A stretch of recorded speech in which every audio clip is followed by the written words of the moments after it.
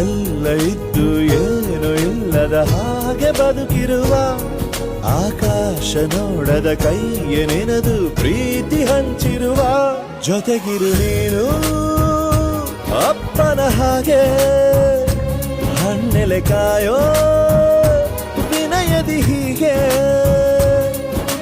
ನಿನ್ನನು ಪಡೆದ ನಾವು ಪುನೀತ ಬಾಳು ನಗು ನಗುತ್ತಾ ಬೊಂಬೆ ಹೇಳುತ್ತೈತೆ ಮತ್ತೆ ಹೇಳುತ್ತೈತೆ ನೀನೇ ರಾಜಕುಮಾರ.